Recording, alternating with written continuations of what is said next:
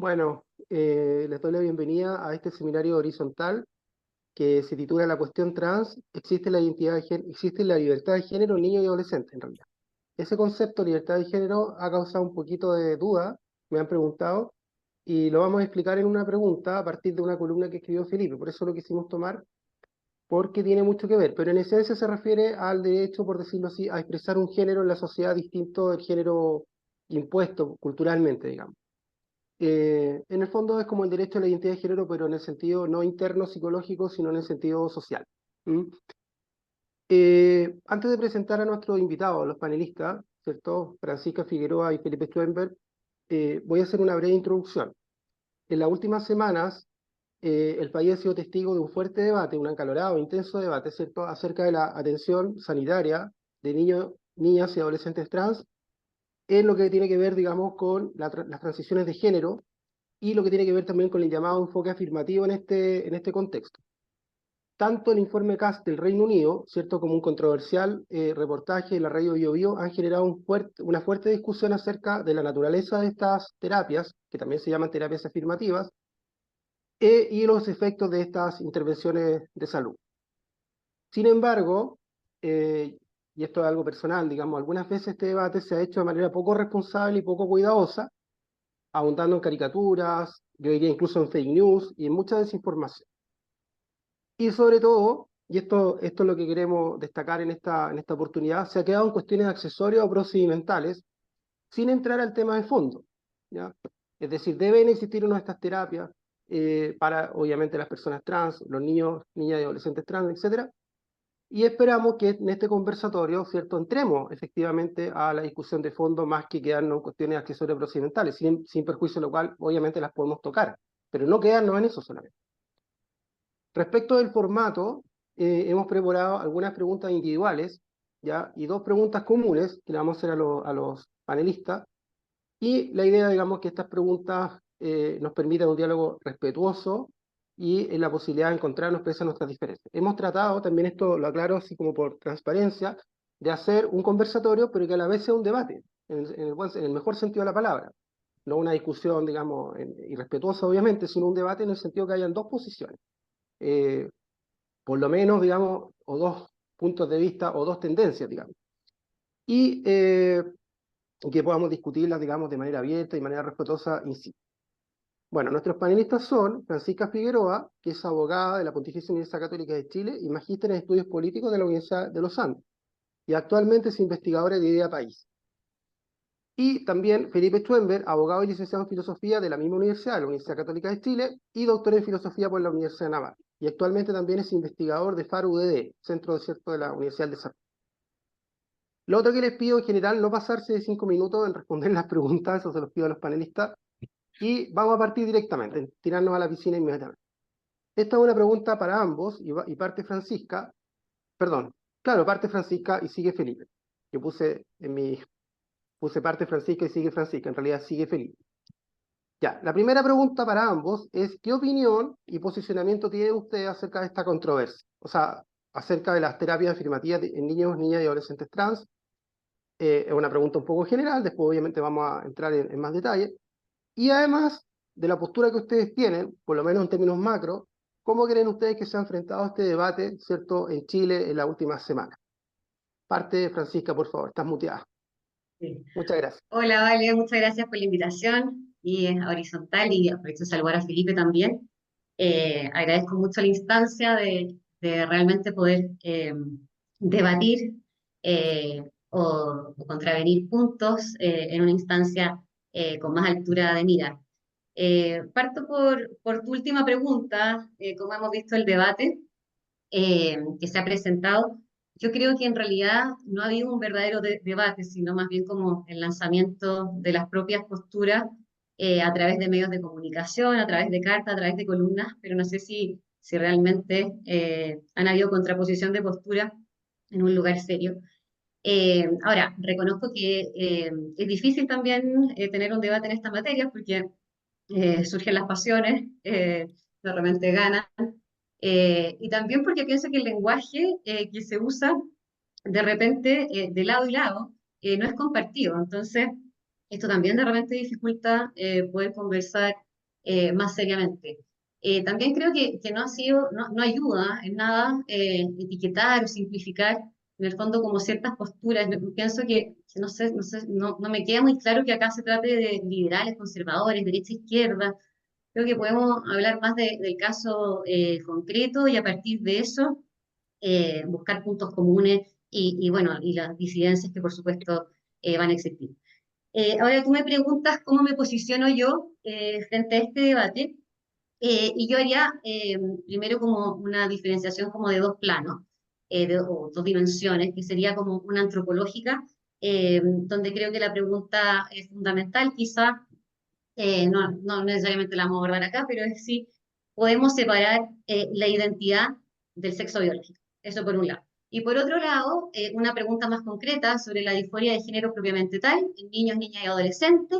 Y acá también creo que hay distintas aristas que se pueden abordar, como por ejemplo el rol del Estado, el rol de la familia, y si la terapia afirmativa es lo más adecuado para tratar esa disforia de género. Entonces, me quedo con esto último, como para contextualizar un poco, y porque me permite en el fondo argumentar mi postura. Eh, Decir de que la terapia afirmativa surge hace unas 3 décadas atrás, me pueden rebatir si estoy en lo incorrecto, en Holanda, por un grupo de médicos que se dedicaban a ver casos de disforia de género, casos que en su gran mayoría terminaban por adecuarse al sexo biológico, pero sí había un porcentaje que no lo hacían. Entonces, bien intencionadamente, estos médicos se preguntan cómo anticiparse, de cierta manera, a estos casos de que no van a terminar por adecuarse a su sexo biológico. Y a modo de evitar, por ejemplo, las características sexuales secundarias que podrían problematizar más su transición hacia el sexo con el que se identificaban, ¿cierto? Distinto del biológico. Eh, Planifican en el fondo un tipo de terapia en el que primero se reafirma la duda, lo cual ya plantea a mi juicio un problema porque los niños y adolescentes necesitan seguridad y no reafirmar las dudas, y esto en todo ámbito de cosas me refiero. Eh, en segundo lugar, si es que ya se persistía en esta duda, una vez llegada la pubertad, cómo bloquear entonces los caracteres sexuales secundarios usando los bloqueadores de pubertad. Luego de esto se podía avanzar en una tercera etapa que consistía en el tratamiento cruzado de hormonas y finalmente para terminar con eventuales cirugías si así se quisiera. Ahora, como podemos ver, todo esto plantea una serie de cambios irreversibles en los niños, niñas y adolescentes, eh, y por lo tanto, mi postura es que, bueno, es que hay que esperar, porque no, esos niños, niños y adolescentes no tienen la posibilidad de hacerse cargo de esas consecuencias irreversibles. Creo que el costo para su integridad física y psíquica y para su salud puede ser demasiado alto y por lo tanto creo que acá, frente a la duda o frente a situaciones complejas, más vale la prudencia. Eso a grandes rasgos. Perfecto. Felipe, la misma pregunta. ¿Cómo te posiciona y cómo te pareció el debate? Bueno, muchísimas gracias, Vale, por la invitación. Aprovecho también de saludar a quienes nos están viendo, a Francisca, naturalmente. Y yo también agradezco mucho esta instancia de conversación que me parece muy necesaria. Yo voy a partir al revés que Francisca. Yo voy a partir refiriéndome primero a, digamos así, las terapias y el debate en general, y luego voy a ir más bien a, a una cuestión de fondo que ya tocó un poco de pasada. A ver, yo estoy de acuerdo con ella que muchas veces estos debates son muy difíciles porque hay usos diferentes, digamos así, de las mismas palabras, hay confusiones semánticas, y eso naturalmente requiere de mucho esfuerzo para poder despejarlo y para poder asentar el significado de los términos, poder tener una conversación en términos generales, digamos. Em, Luego, por otra parte, yo creo que este debate, como ella misma dice, ¿cierto? Ha sido hasta el momento más bien más que un debate, ha sido más bien una, digamos, exposición unilateral de posturas. Yo creo, o añadiría por mi parte además, que ha sido una exposición en algunas cosas bastante destemplada. Se han dicho cosas que, eh, digámoslo de esta manera, son alarmantes porque son constitutivas de delito. Se ha dicho, por ejemplo, que están castrando niños de 3 años. Eso lo dijo, si mal no recuerdo, el diputado Johannes Kaiser en televisión. Lo ha repetido, entiendo además. O que se están hormonando menores. Entonces, yo entiendo que este es un tema delicado. Yo entiendo que este es un tema que puede, o que de hecho suscita muchas preocupaciones, y está bien que así sea, pero yo creo que es importante mantener el debate, eh, digamos así, o atenerse a los hechos cuando se discuten este tipo de cosas, porque con ese tipo de afirmaciones en realidad lo que ocurre es que la discusión racional se vuelve mucho más difícil. Si a mí me dicen que al lado de mi casa están torturando a gente, obviamente yo no voy a preguntar con qué la están torturando, desde qué hora y qué fue lo que esa persona hizo. Yo simplemente voy a indignar. Ese es un reflejo natural. Está bien que sea así, pero a la larga, si no están torturando gente, lo que va a ocurrir es que, qué sé yo, yo ir a lanzar piedra a la casa de mi vecino, ¿cierto? Y yo voy a terminar cometiendo una injusticia por algo que en realidad no ocurrió. Entonces yo creo que en primer lugar es muy importante en este tipo de cosas atenerse a los hechos. Muchas veces esos hechos efectivamente son difíciles de dilucidar, pero este tipo de cosas yo creo que ciertamente no ayudan. Ahora, con respecto a las cuestiones más de fondo, a ver, bueno, evidentemente un niño no puede consentir. Un niño es una persona incapaz, todavía no tiene la madurez necesaria para poder consentir, perdón, y en ese sentido no puede naturalmente tener voluntariedad, ¿cierto? Eh, A mí me parece que el caso, bueno, y el caso en realidad más difícil, porque bueno, dejo de lado, ¿cierto?, las afirmaciones de que se están hormonando niños o de que se están operando, haciendo intervenciones quirúrgicas en niños, porque ese tipo de cosas en realidad, si no es completamente falta, es contraria a la ley, es contraria a la identidad de género, es contraria a la lex artis médica, etc. El caso aquí difícil me parece a mí es el caso de los adolescentes que son trans y que quieren algún tipo, con o sin apoyo de sus familias, de asistencia. Entonces la pregunta es si ellos acaso pueden consentir. Esa sería una primera pregunta, ¿cierto? Eh, en términos generales, en nuestra legislación y en las legislaciones del mundo se reconoce que, digamos así, la capacidad no se adquiere de golpe, o sea, bueno, digamos, legalmente las personas son capaces a partir de cierto momento, pero sin perjuicio de eso, en los distintos sistemas jurídicos se va otorgando distintos espacios, por así decirlo, de capacidad o distintas instancias para el ejercicio de capacidad en distintas cosas, ¿cierto? Por ejemplo, el peculio profesional del que hablaban ya los romanos, ¿cierto? La edad para el consentimiento sexual, la capacidad para la responsabilidad penal y cosas por el estilo, ¿cierto? Entonces, la pregunta acerca de si los adolescentes pueden eventualmente consentir, incluso contra la opinión de sus propios padres, yo creo que es una pregunta legítima. Yo creo que eso no es una pregunta por la cual uno debería escandalizarse, porque en otras áreas del derecho esto sucede, ¿cierto? Hay gente que dice que este caso es diferente. Yo admito o puedo admitir que este caso es más difícil, ¿cierto? Pero yo creo que no es más difícil, por ejemplo, que el caso de adolescentes que, supongamos, se han negado a someterse a tratamientos médicos, por ejemplo, contra el cáncer, contra la leucemia o cosas por el estilo, cuando esos tratamientos tienen poca posibilidad de sobrevida, ¿cierto?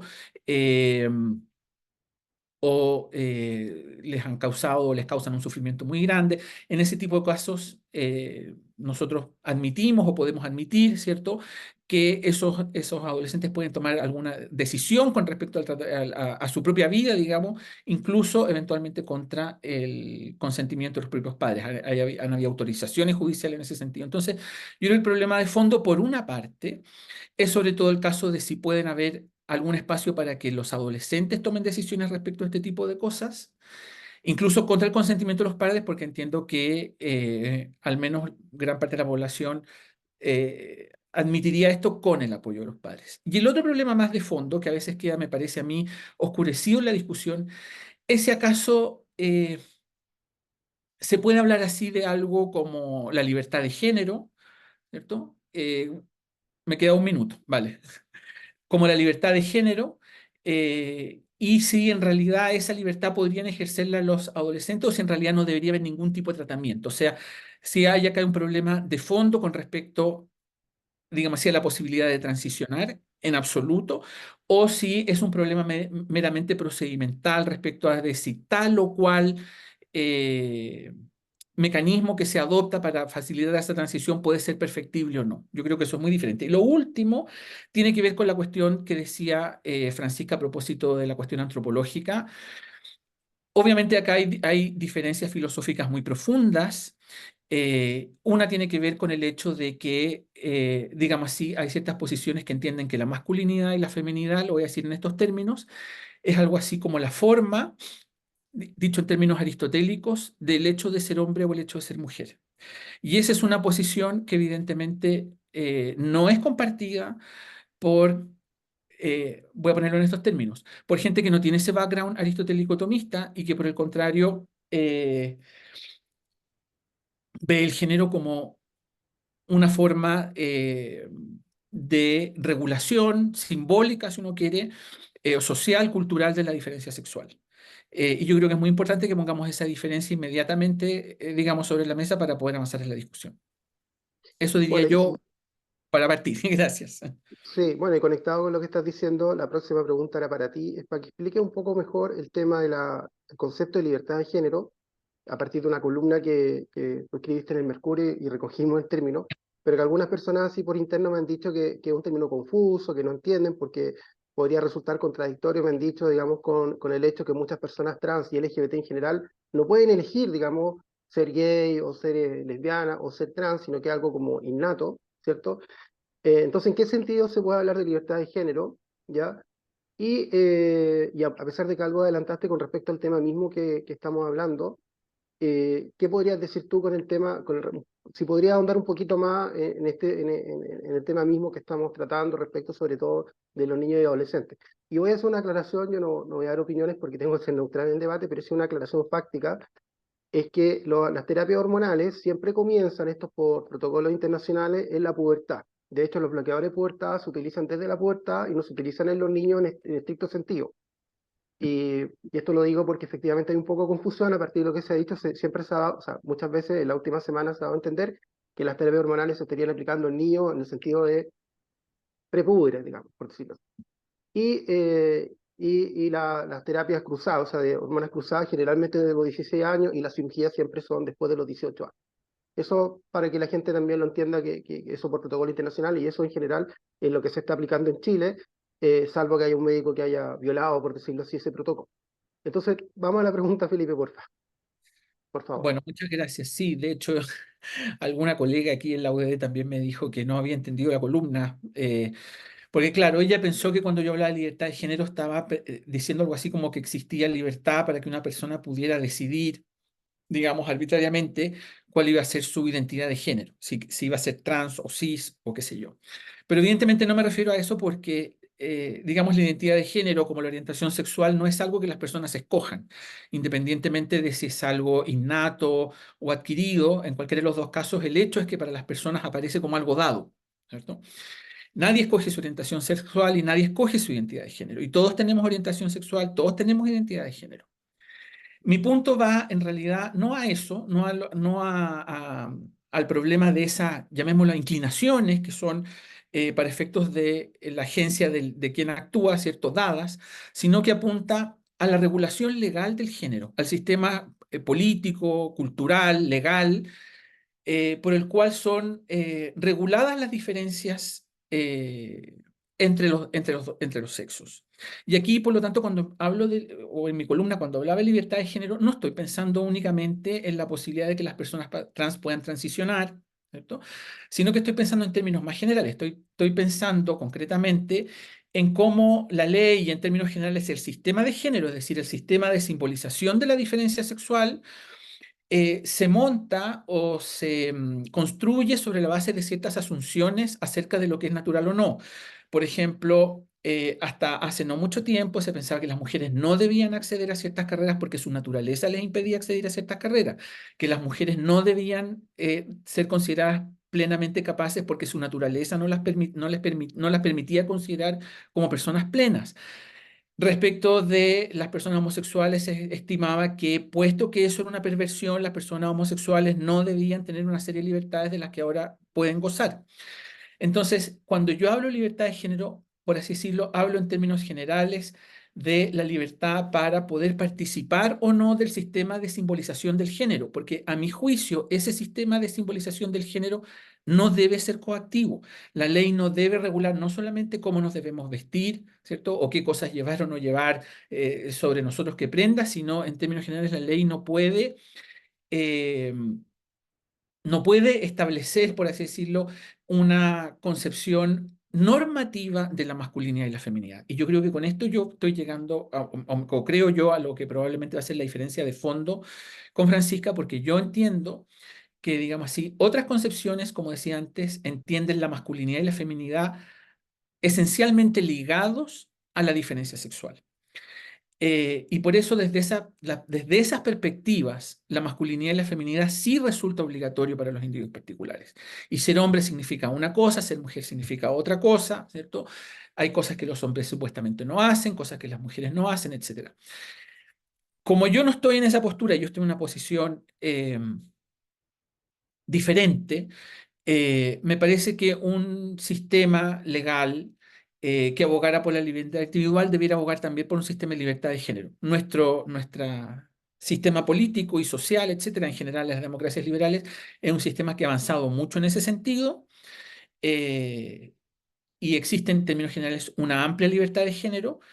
eh, y yo creo que este es un paso más en esa libertad. Y ojo, yo hablé en esa columna de libertad de género y no utilicé otras expresiones porque yo creo que un sistema de libertad de género solamente es posible bajo un, digamos así, sistema de ciudadanía formal, con representación formal, etcétera. Yo no estoy pensando en cuotas, yo no estoy pensando en representación corporativa como fue el caso de la convención, porque yo creo que efectivamente cuando uno, además de la libertad de género, digamos así, quiere abogar por sistemas de representación corporativa o por sistemas de cuota o de discriminación positiva, ahí efectivamente pueden haber choques entre el ejercicio de la libertad de género de distintas personas, ¿cierto? Estoy pensando, después si quieren hablamos de eso, sobre todo en la controversia entre, por ejemplo, las feministas queer o las mujeres trans y las feministas radicales que ven, digamos así, como una amenaza la posibilidad de ejercicio de esta libertad por parte de ellas.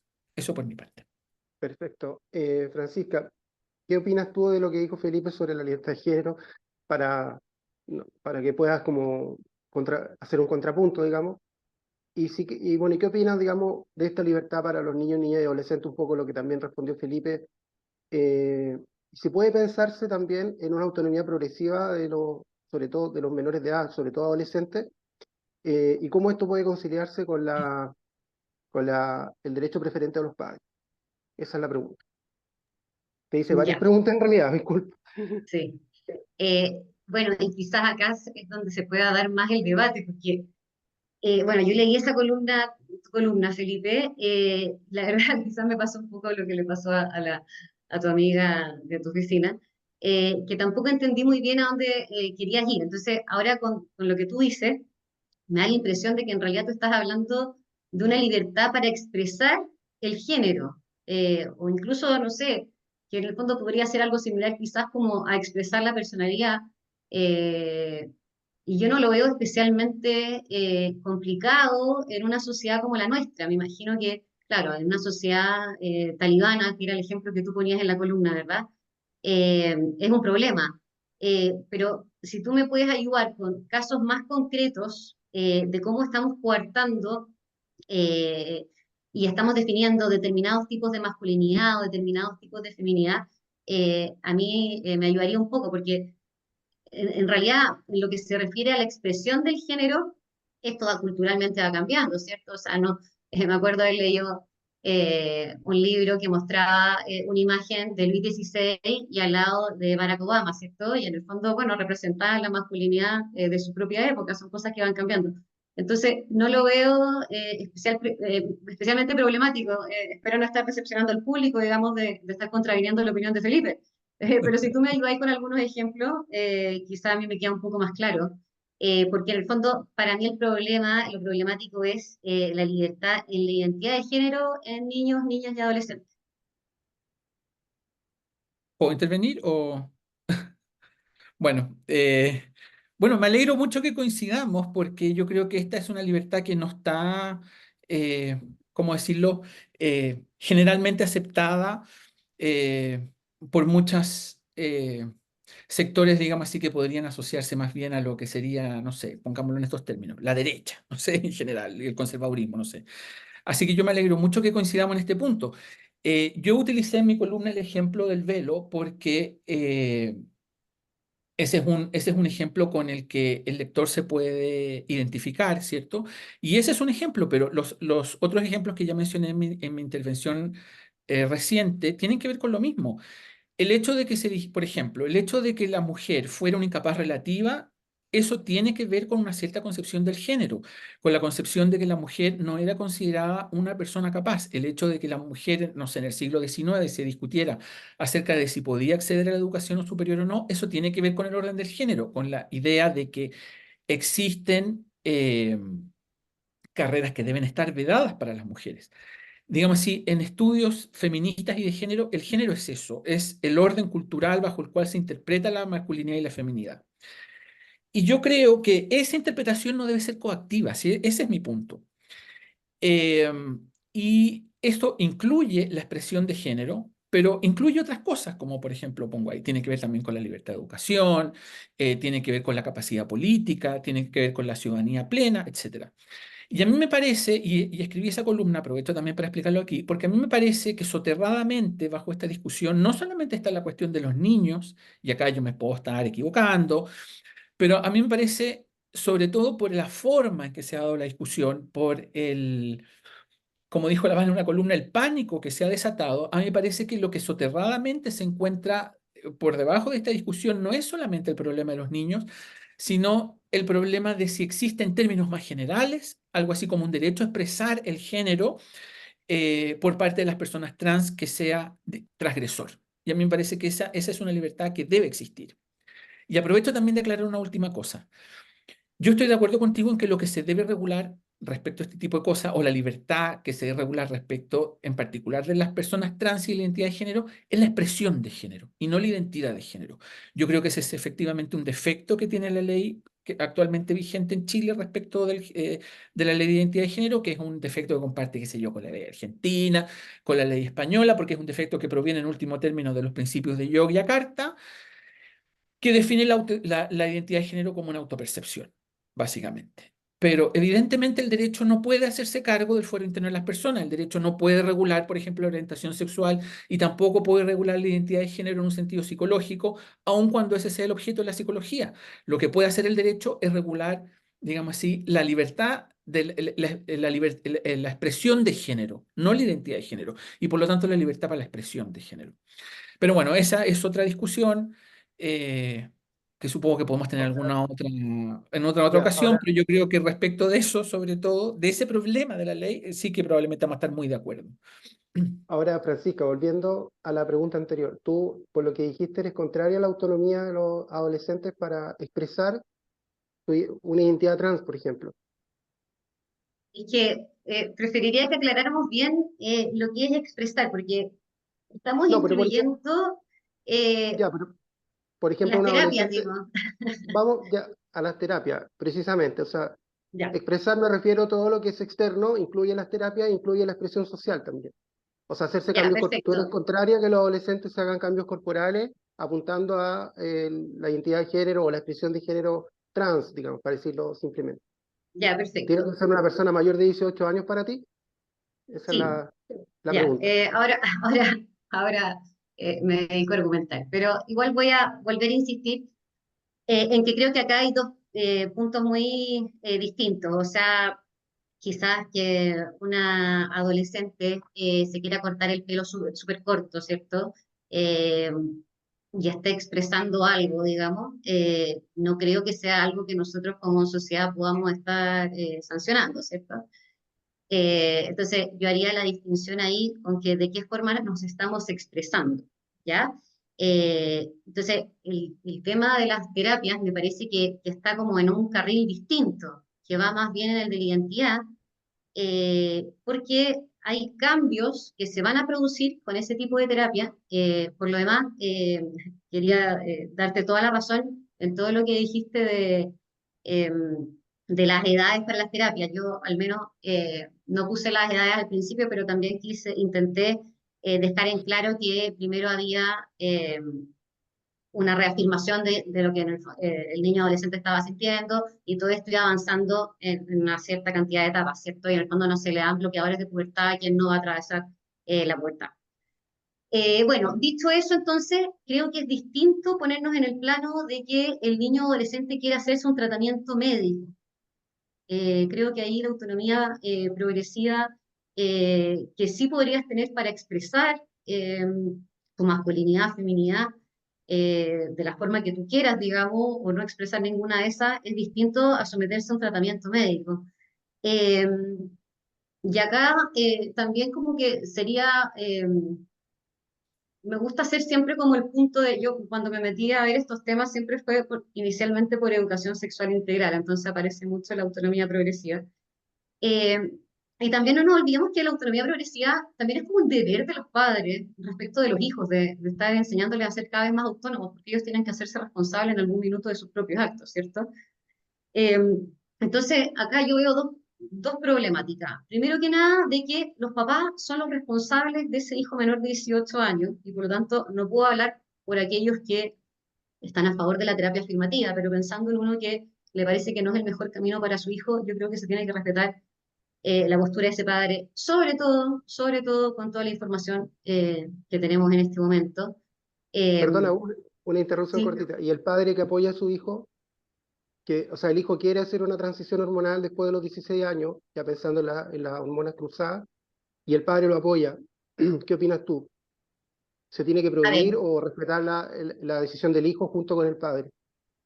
yo creo que en este minuto nos tenemos que hacer muchas preguntas sobre si las terapias afirmativas son la única vía o la mejor vía para tratar la disforia de género, ¿ya? Eh, Me tocó estar en una conversación donde justamente una mamá que había apoyado a su hijo en la transición se quejaba de por qué ella no iba a poder ser una buena madre, ¿cierto? Yo no podría juzgar a esa persona por la decisión que tomó. Pero sí creo que se debe respetar que los padres se nieguen a un tipo de terapias que produce cambios tan fundamentales e irreversibles en los hijos, sobre todo sabiendo que ellos son quienes tienen que responder por esos actos. Me llamó mucho la atención, me marcó mucho, porque nosotros ahora en Chile estamos en un momento donde ya nos llega mucha información de lo que ha pasado en otros países, ¿cierto? Entonces, países quizás pioneros en este tipo de terapia ya están retrocediendo, tenemos el informe CAS, tenemos un montón de información disponible, y hay demandas hechas eh, por mujeres, ¿no?, en sus 20 años, digamos, que hicieron la transición durante su adolescencia. Y demandan a los médicos, en España demandaron al Estado, de hecho, pero en el resto demandan a los médicos, diciendo, ¿cómo me dejaron hacer esto? ¿Cómo me dejaron hacer esto? Ella es muy consciente de que en ese minuto no tenía las posibilidades de estar consintiendo en esa terapia. Entonces, no creo realmente que la terapia afirmativa sea una forma de expresión meramente, es algo mucho más profundo. Ya, o sea, diría prohibirse la terapia afirmativa antes de los 18 años, siempre. Perdona que te haga la pregunta tan tajante, pero es para aclarar. A ver, yo creo que con toda la información disponible de daños, ¿ya? De que en el fondo si los daños son mucho mayores que los beneficios que se le está dando a los niños, en ese caso tendría que prohibirse. Lo que yo tengo entendido es que estamos en un momento en el que estamos recopilando mucha evidencia, ¿cierto? El informe CAS eh, puso en duda mucho de la efectividad de la evidencia que se ha utilizado. Por lo tanto, no puedo darte una respuesta de esa naturaleza con la información que tenemos disponible. Pero si la respuesta es que los daños son mayores a los beneficios, sí, pienso que tendría que prohibirse. Pero no creo que todavía no estamos en ese momento. Ya, Felipe, y aquí esta es una pregunta un poco para los dos. Un poco puedes también, si quieres, hacer un contrapunto, pero ¿qué te parece, digamos, las medidas que ha tomado el gobierno cuando surgió como esta controversia, a partir sobre todo de un reportaje en la radio Biobío, sacó una circular, la número 7, que suspendió las terapias afirmativas, sobre todo de bloqueadores y hormonales cruzadas, para los que están en lista de espera. No para los, hay que aclararlo, no para los que están ya en proceso, porque eso no se puede parar, obviamente, la noche a la mañana.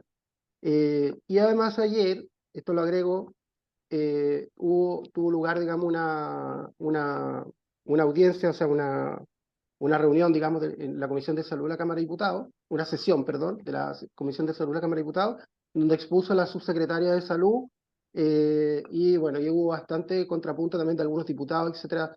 No sé si está al tanto de eso también. Eso. Sí, estoy al tanto. A ver, voy a volver un poco al punto anterior. Yo creo que en una cuestión como esta hay que aquí conciliar dos cosas, o hay que tener en cuenta dos cosas. Uno es el derecho preferente de los padres, y a mí, obviamente, yo creo que no necesito aclararlo, es obvio, yo estoy a favor del derecho preferente de los padres, digamos así, ese es un derecho natural, por ponerlo en esos términos, ¿cierto? Porque naturalmente nadie va a preocuparse y querer más el bien del propio hijo de un niño que sus propios padres. Entonces yo creo que obviamente el derecho preferente de los padres es un derecho que no puede obviarse ni mucho menos en esta discusión. Y de hecho ese derecho está reconocido en la ley de identidad de género y está recogido en el reglamento, eh, que regula precisamente el acompañamiento de los menores, etcétera. Eh, Eso por una parte. De modo que a mí, ¿cómo decirlo? Me parece curioso que en términos generales aquellos que sobre todo abogan por el derecho preferente de los padres, eh, sean tan recelosos de su aplicación respecto de este caso. Entiendo que es porque les parece que hay un daño o una posibilidad de daño mucho mayor al niño, porque la otra cuestión que hay que tener en consideración precisamente es el bien superior del menor, su integridad, etcétera. Ahora bien, a mí me parece que la información de la que disponemos no es tan dudosa, eh, como afirma Francisca. A mí me parece, o sea, hasta donde yo he leído, ¿cierto? El informe CAST es mucho más matizado en sus conclusiones. Hay asociaciones de médicos que han dicho que hay, está bien, no existe toda la evidencia que uno podría creer, porque probablemente eso nunca va a existir, pero que existe bastante evidencia. Sabemos que hay evidencia de que en los menores trans, no simplemente en los que tienen, ¿cómo se llama?, género disconforme o confusión de roles, sino que en los menores trans la terapia transafirmativa les ayuda mucho y que de hecho reduce las tasas de suicidio. Entonces, acá obviamente hay que considerar cuestiones de hecho y cuestiones de principio, digamos. Yo creo que las cuestiones de hecho, aun cuando pueden ser difíciles, yo creo que hasta donde yo sé, no son tan inciertas como parece. Y luego la cuestión de principios, a ver, a mí no me parece que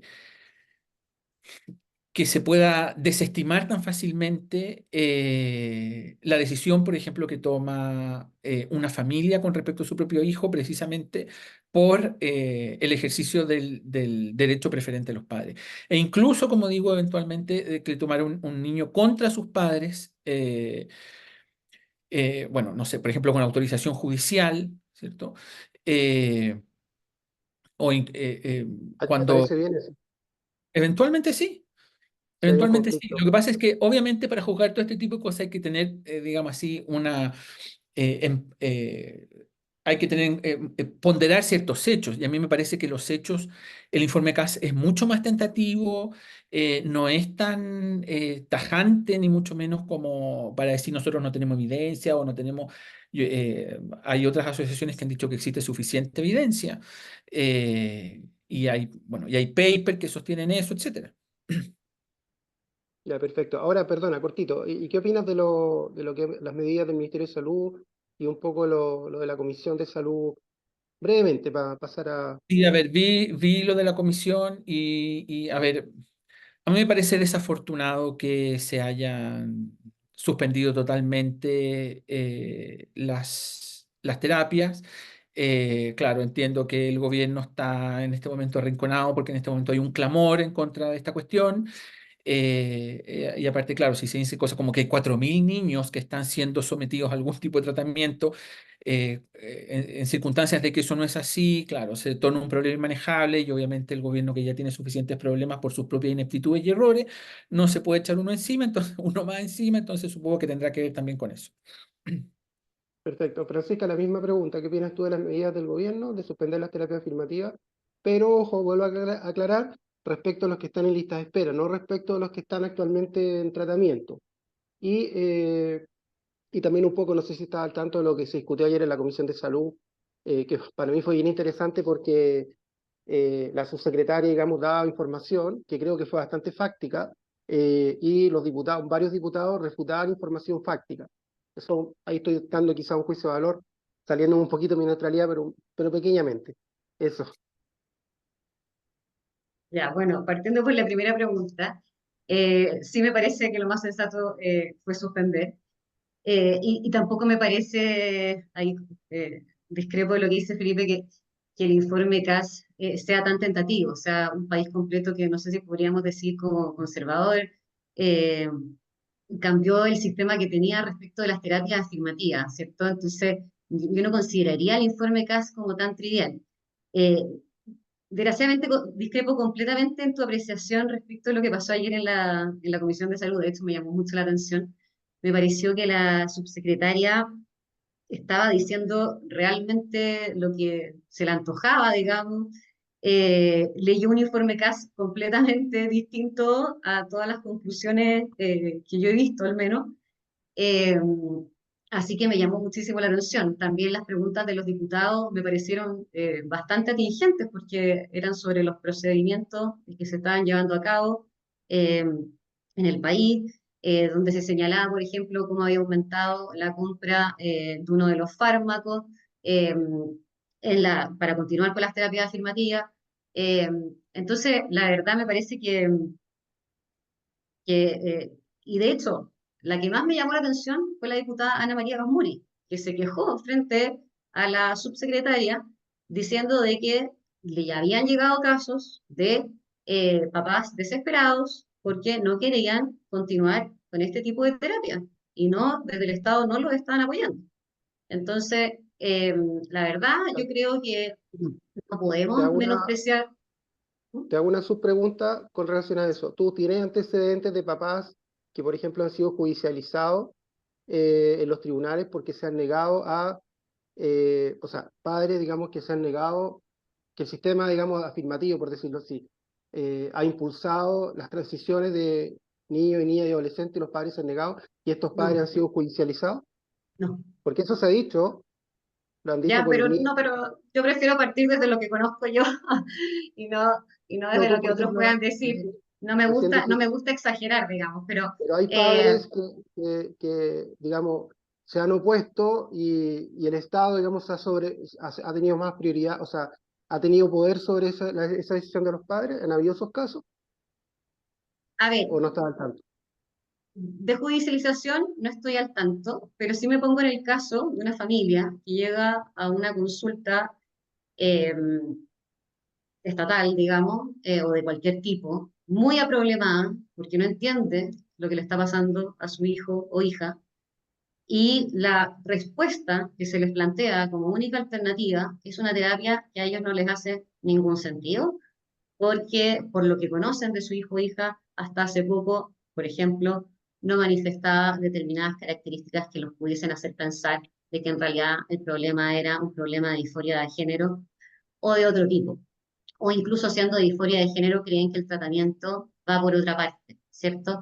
Entonces, cuando se plantan frente a una serie de profesionales que te empiezan a decir que están muy equivocados, que en verdad lo correcto es esto, bueno, de que esos padres están problematizados y recurran, por ejemplo, a la diputada Gasmuri, me parece de toda lógica que pase, a pesar de que no conozco casos de judicialización, pero no creo que sea necesario llegar a eso como para problematizar a los propios padres. Ya, Felipe, bueno, si quieres obviamente responder un poco, pero la pregunta para ti, muchas gracias Francisca, es sobre el concepto de ideología de género, que tú también has trabajado, y dentro del concepto de ideología de género hay un concepto que se llama Canibalismo Simbólico, de un doctor psiquiatra norteamericano, Thomas Szasz. ¿Y tú crees realmente que esto, digamos, los grupos que están en contra, algunos grupos sobre todo más extremos, no digo el caso de Francisca, están ejerciendo, practicando lo que se llama canibalismo simbólico en contra, en este caso, de las personas trans? Explícanos un poco esos conceptos para después Ya. ver si podemos concretarlo en el tema de debate. Ya. Bueno, en realidad el término canibalismo simbólico no es mío, ya me hubiera gustado acuñarlo yo.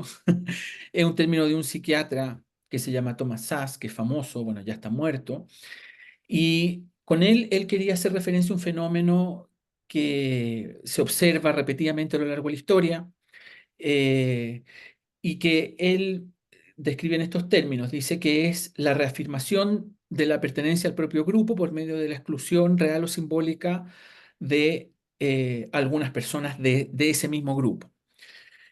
Eh, por lo tanto, el canibalismo simbólico encuentra casos como muy recurrentes, ¿cierto? Y famosos, por ejemplo, en los judíos, él dice la quema de bruja, obviamente las minorías sexuales.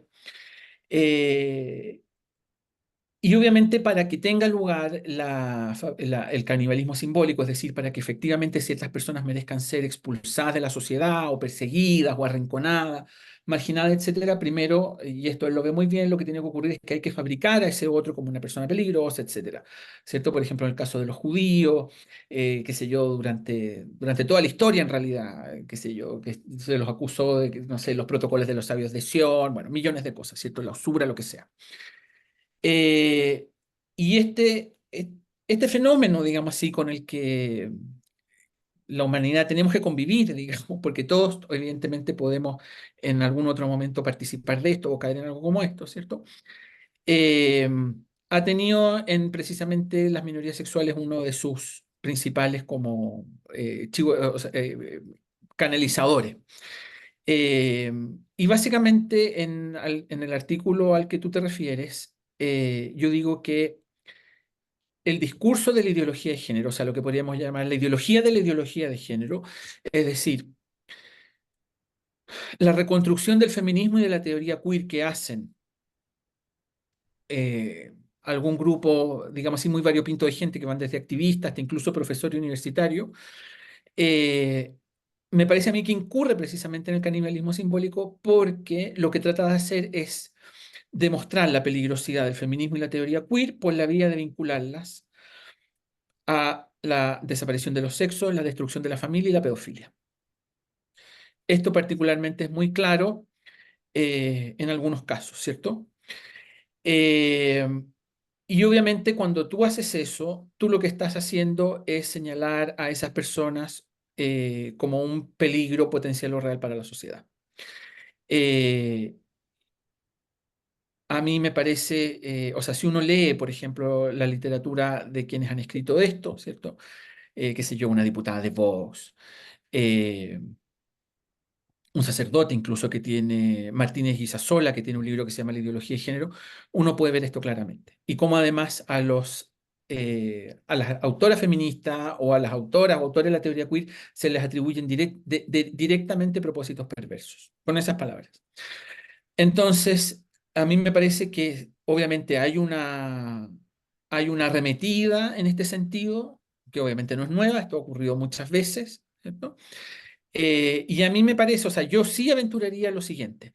A mí me parece que lo que se está diciendo ahora respecto a las personas trans y de la transexualización coactiva, la presunta transexualización coactiva de los niños, a mí me parece que es un capítulo más eh, de ese fenómeno. Esto es una forma de renovar la arremetida contra las personas de la diversidad sexual, y en este caso particularmente contra los trans, por la vía de decir que son un peligro para la sociedad y particularmente para los niños.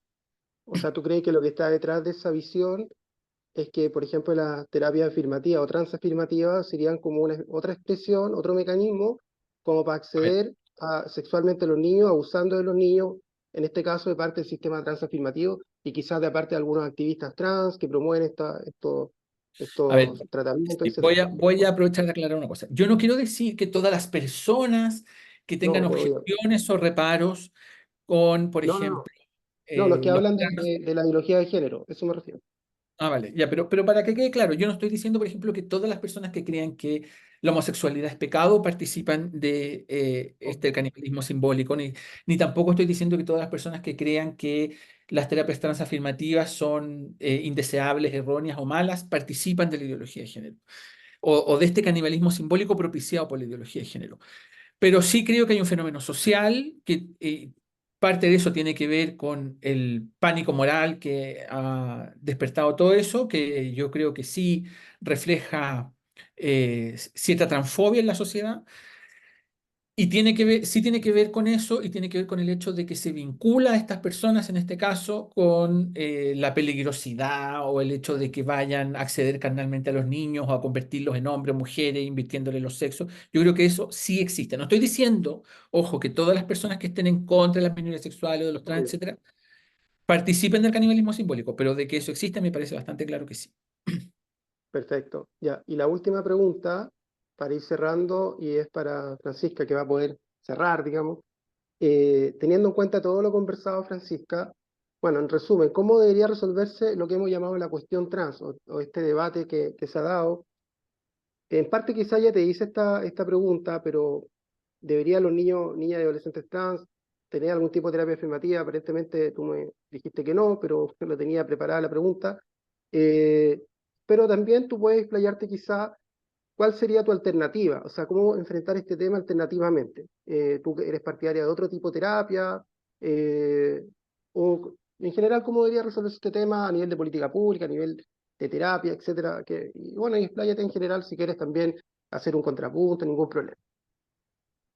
Estás muteada. Ahí. Ya, Eso. perfecto.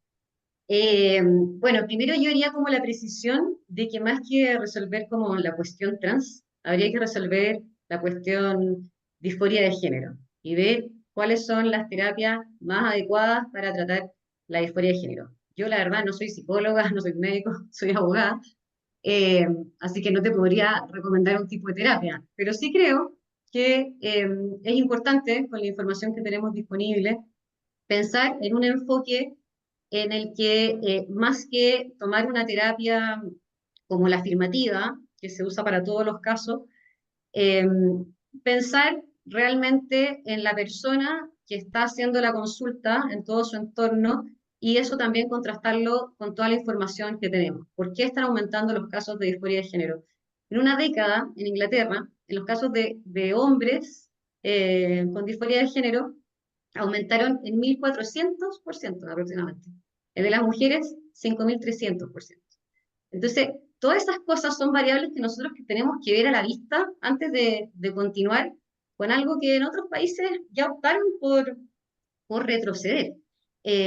Ahora, tú insistes en que yo quiero prohibir todas las terapias afirmativas, pero la verdad, para los trans, pero la verdad, mi objetivo no es ese, mi objetivo es plantear de que acá tenemos un montón de casos tratándose de una misma forma y donde no todos tienen por qué ser trans.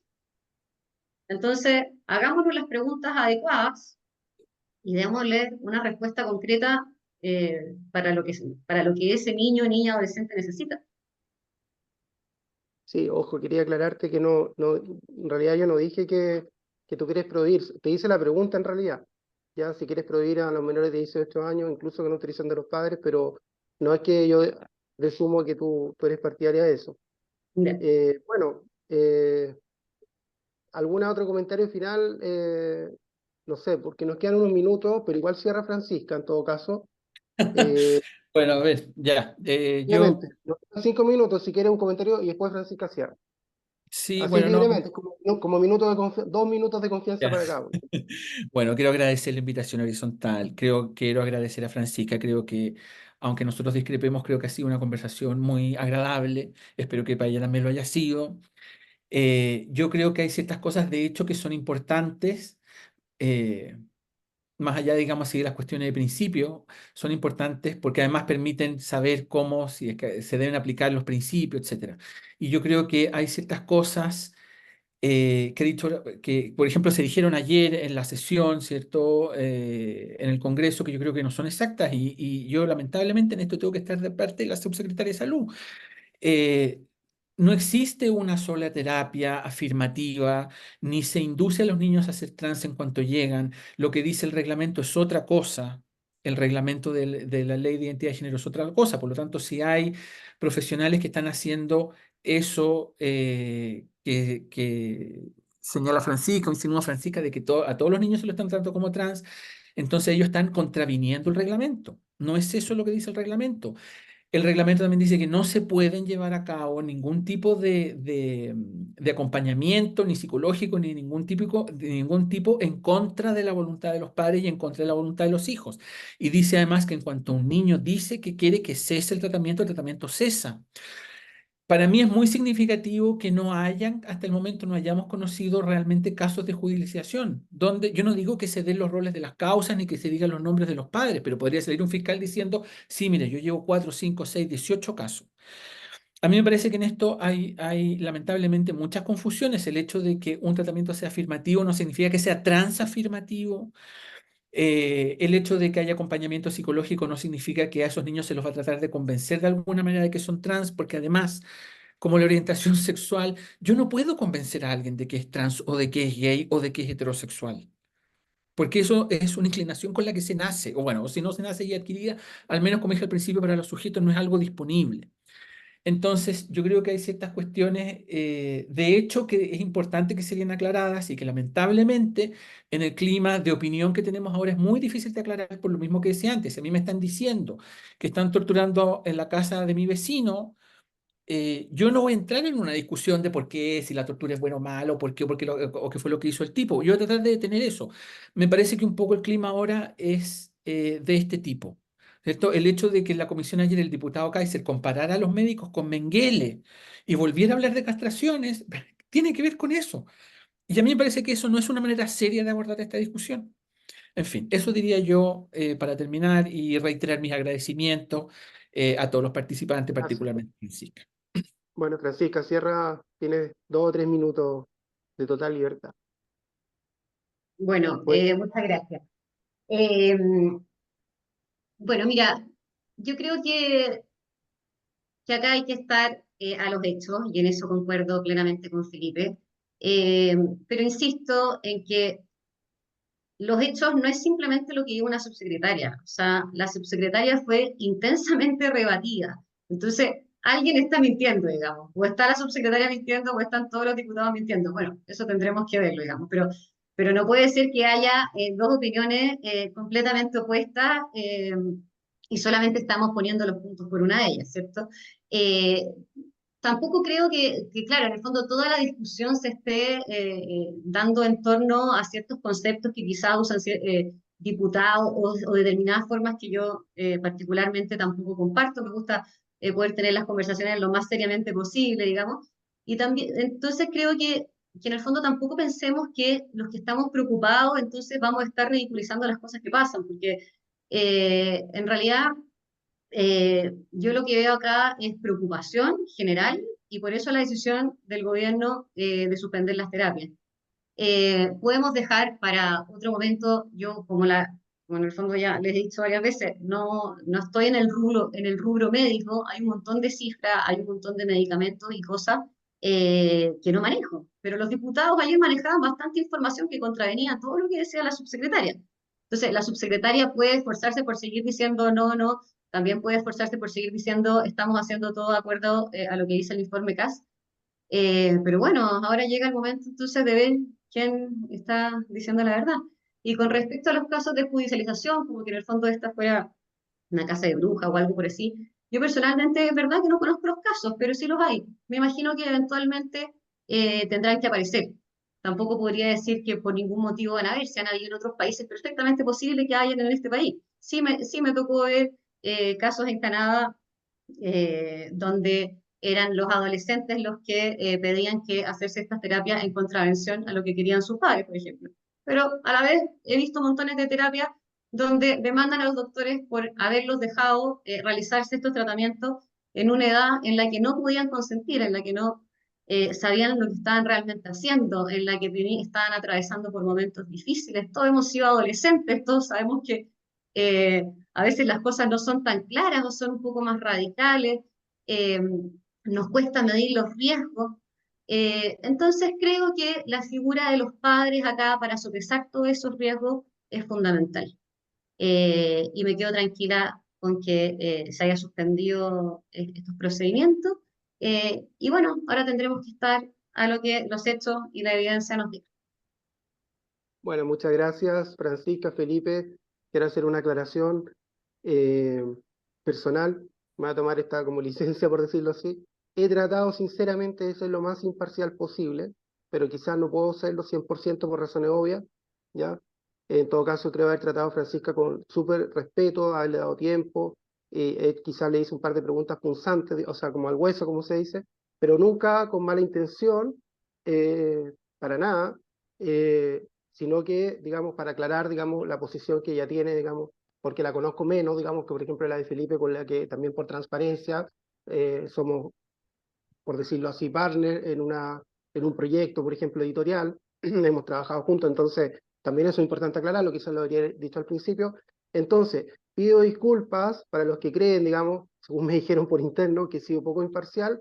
No ha sido mi intención ser poco imparcial, pero quizás, confieso, me resulta imposible ser totalmente imparcial, pero al menos he tratado, me he hecho mi máximo esfuerzo para que así sea, ¿ya?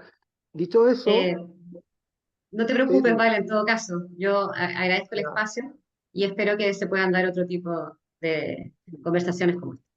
Sí, no me quiero extender más en esto porque tampoco se trata de algo personal, pero también yo conozco, yo soy del mundo trans, obviamente, conozco padres que apoyan a su hijo y obviamente no se sienten muy bien con lo que se ha dicho, etcétera, etcétera. Y hasta ahí nomás lo dejo, digamos. Muchas gracias a ambos, Francisca y Felipe, digamos, y nos encontramos en una próxima oportunidad en otro seminario de Horizontal. Gracias al público que participó y ojalá que tengamos otra posibilidad de seguir discutiendo esto también desde otras miradas, por ejemplo, la mirada más médica, de carácter médico, digamos, que no la hemos tenido en esta oportunidad, porque quisimos ahora tratar este tema desde el punto de vista de los principios, más que de un punto de vista técnico, del cual se ha hablado bastante en los medios. Muchas gracias. Gracias. Adiós. Chao. Que vaya bien.